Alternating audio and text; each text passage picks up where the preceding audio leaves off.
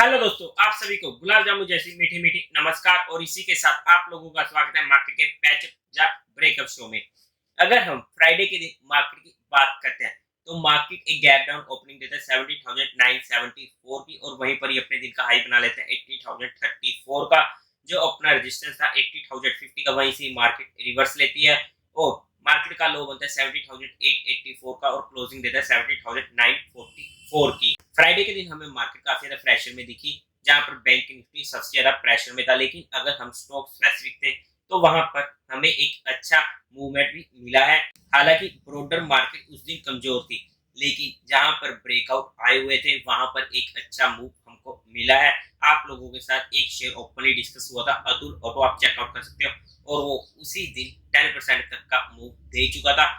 और अगर हम फ्राइडे के दिन एफआई और डीआई डाटा की बात करते हैं तो एफआई ने 620 करोड़ की और डीआई ने 85 करोड़ की सेलिंग करी है। सेल दोनों की तरफ से सेलिंग हुई है, लेकिन फिगर इतना बड़ा नहीं है तो घबराने की बात नहीं है। इसी के साथ साथ आप लोगों को म्यूचुअल फंड में या किसी भी इंश्योरेंस सेक्टर में कोई भी हेल्प चाहिए हो, आपकी कोई भी क्वेरी हो, या आपको कुछ भी ओपन कराना हो, तो डिस्क्रिप्शन में आपको हमारी टीम का हेल्पलाइन नंबर और उसी के साथ साथ गूगल फॉर्म का लिंक मिल जाएगा। आप जैसे कंफर्टेबल लगे आपको, आप वैसे हमसे कांटेक्ट कर सकते हो, आपकी क्वेरी को जल्दी से जल्दी सॉल्व कर दिया जाएगा। अगर हम स्टॉक्स की बात करते हैं तो सबसे पहले एक स्टॉक हम आज के दिन डिस्कस करते हैं, सिरमा एचजीएस टेक्नोलॉजी। एक स्टॉक डिस्कस करते हैं, सिरमा एचजीएस टेक्नोलॉजी। हालांकि इसका आईपीओ आप लोगों ने अगर अप्लाई किया होगा तो आपको आ चुका होगा अच्छा पूरा का पूरा मजा, क्योंकि ये एक अच्छा हमें यहाँ पे रिटर्न देके गया था। अब ये ना एक नीचे की साइड की बेस बना रहा है, जिसको आता है अप्रोक्स 250 के लेवल के आसपास, जो हमारे लिए एक इम्पोर्टेंट सपोर्ट का काम करने वाला है। अगर हमें इसमें इमीडिएट मूवमेंट मिलनी है तो वो तो मिलेगी 270 के ऊपर। 270 के ऊपर जो ये इसकी ये वाली मूविंग एवरेज आ जाती है 50 की, इसके ऊपर हमें इमीडिएट मूवमेंट मिल सकती है। अगर हमें कंफर्मेशन के साथ प्ले करना है तो यहाँ पर जो इसका ये हाई बना हुआ है 287 का समथिंग का, तो इसके ऊपर ही हमें इसमें एक नई रैली के लिए मार्केट तैयार होगा। तो यहाँ पर हमारी फोकस रह सकता है, बिकॉज नए आईपीओ जब अपना कोई भी पैटर्न का ब्रेकआउट या ब्रेक डाउन, मैं दोनों कह रहा हूँ, ऑन आइदर साइड कुछ भी देखते हैं तो वहां पर हमें एक बड़ी मूवमेंट देखने को मिल सकती है ऑन आइदर साइड। तो हमारे पास ये इंपॉर्टेंट हो जाता है कि अगर इस रेंज को क्रॉस करके ऊपर की साइड निकलता है तो वहां पर हमारे पास एक ऊपर की साइड की भी अच्छी मूवमेंट मिल सकती है, और सिमिलरली अगर दूसरी साइड नीचे की साइड इसको क्रॉस करके निकलता है तो जहाँ पर नीचे की साइड की भी हमें मूवमेंट अच्छी मिल सकती है। तो ये हमें देखना पड़ेगा किस साइड को तोड़ता है, लेकिन हमारी वॉच लिस्ट में होना चाहिए एजुकेशन पर्पस। लेकिन ये कोई भी इन्वेस्टमेंट की नहीं है, ये सिर्फ एजुकेशन, लर्निंग और केस स्टडी पर्सपेक्टिव मैंने आप लोगों के साथ डिस्कस किया है। फिर भी अगर आपको इन्वेस्टमेंट करनी है तो एक और अपने फाइनेंशियल एडवाइजर से पूछकर ही काम कीजिएगा। इसी के साथ साथ आप लोग हमारा टेलीग्राम चैनल भी ज्वाइन कर सकते हो। टेलीग्राम चैनल का लिंक भी आपको डिस्क्रिप्शन में मिल जाएगा, या फिर आप direct market love affair search करके वहां से भी ज्वाइन कर सकते हो। और आप लोगों के साथ ऑलरेडी कल एक वीडियो शेयर कर दी गई है 10 स्टॉक्स की, जहां पर हमें एक अच्छा ब्रेकआउट देखने को मिला है। लिंक मैं जहां पे पिन कर देता हूं तो उसे चेकआउट करना ना भूले, तो आप लोगों को काफी हेल्प मिलेगी एजुकेशन पर्पस। और उसी के साथ साथ अब अगर हम मार्केट की बात करते हैं इस वीक के लिए, तो सीधा चार्ट पर जाकर समझते हैं। तो अगर अब हम निफ्टी की बात करते हैं तो जैसा कि हमारी पिछली वीक में बात हुई थी, तो आप चेकआउट कर सकते हो कि जहां पर ये दोनों लाइनें बनी हुई है पिछले वीक की, कि जिस भी साइड को इस रेंज को तोड़ता है हमें वहां पर इमीडिएट एक अच्छी मूवमेंट देखने को मिल सकती है, और जैसे इस रेंज को तोड़ता है तो हमें यहाँ पर एक अच्छी मूवमेंट देखने को मिली है। और रेजिस्टेंस की भी हमारी पहले ही लाइन लगी हुई थी, बिल्कुल एग्जैक्ट वहीं पर ही रेजिस्टेंस फेस करता है मार्केट। अब अगर हम आगे की बात करते हैं तो सबसे पहले तो इन सभी लाइंस को हम रिमूव कर देते हैं, क्योंकि अब आप लोग जहाँ पे कंफ्यूज हो रहे होंगे। तो अब अगर हम अब आगे बात करते हैं तो हमारे पास जो मेजर रेजिस्टेंस रहने वाला, जो हमारा पुराना चल रहा है, वो तो चल रहा है 18,300 का ही।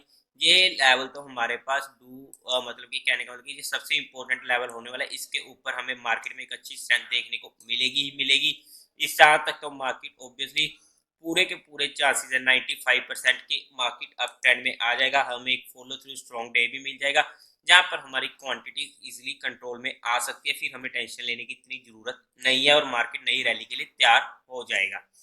अब अगर हम बात करते हैं, जो ये लाइन बनी हुई है 70,200 से 400 की, ये हमारे लिए अभी भी एक मेजर सपोर्ट का काम करने वाली है, बिकॉज जो ये वीक आ रहा है एक मंथली एक्सपायरी वाला वीक है, और हो सकता है कि अगर मार्केट ने एक बार लास्ट लेग ऑफ जर्क देना हो तो यही वो वीक आ जाता है जहां पर हमें एक अच्छा मार्केट नीचे की साइड खींच के ले जाए और जहां पर हमें एक अच्छी अपॉर्चुनिटी मिले बाइंग की और वहां से सीधा ऊपर की साइड निकल के ले जाए हमारी नई रैली के लिए।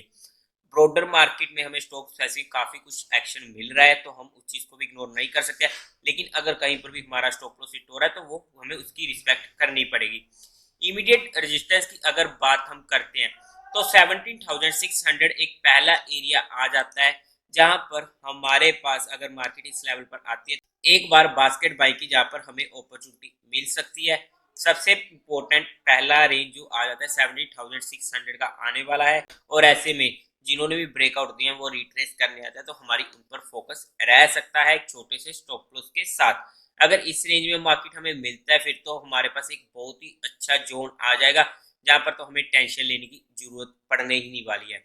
बस यही कुछ इंपॉर्टेंट लेवल थे। इमीडिएट स्पोर्ट पर मार्केट खड़ी ही है जहां पर अगर हम बात करते हैं 70,900 की। और इसके अलावा अगर हम बैंक निफ्टी में बात करते हैं, बैंक निफ्टी पे बात करने से पहले ना हुआ क्या था लास्ट वीक में, तो हमें मार्केट एक छोटी सी रेंज में निकल गया था जहां पर हमें कुछ करने का मौका नहीं मिला था, लेकिन इस वीक में हमें एक अच्छी अपॉर्चुनिटी मिल चुकी है जहां पर स्टॉक स्पेसिफिक में तो हमें एक अच्छा ही एक्शन देखने को मिला है। अगर ये वीक वैसे शांत भी रहता है तो दिक्कत की बात नहीं है।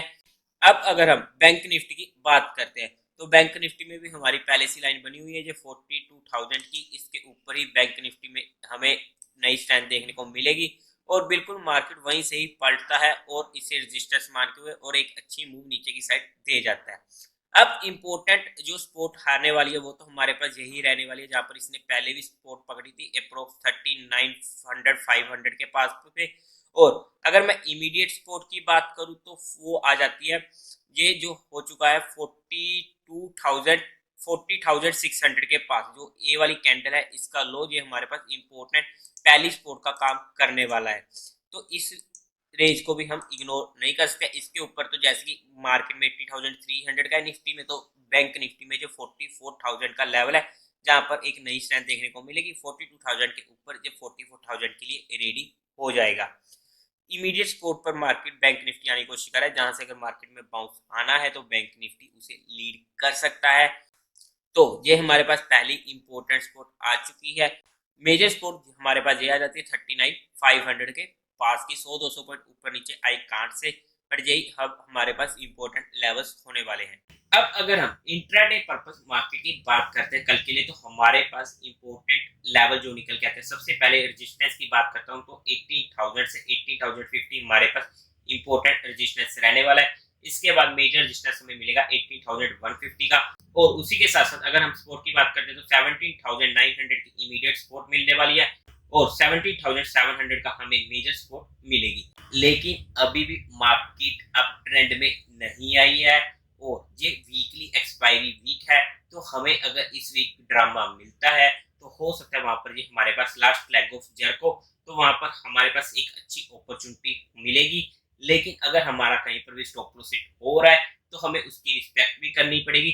और मेन थिंग इज दैट कि अभी भी मार्केट अप ट्रेंड में ना आने की वजह से हमारे पास अभी भी हमारे स्टॉप लॉस बड़े नहीं हुए हैं, ना ही हमारे टारगेट बड़े हुए हैं, तो हमें उस चीज पर भी ध्यान रखना पड़ेगा। क्वांटिटी थोड़ी कंट्रोल के साथ ही काम करना पड़ेगा। जैसी कंफर्मेशन मिल जाती है फिर तो हम बिंदास मजे लेंगे मार्केट के भी और अपने पोर्टफोलियो के भी। तो देवी और सज्जनों, उम्मीद है आप लोगों को ये वीडियो अच्छी लगी होगी, तो इस वीडियो को लाइक कीजिएगा, शेयर कीजिएगा और साथ ही साथ चैनल को सब्सक्राइब करें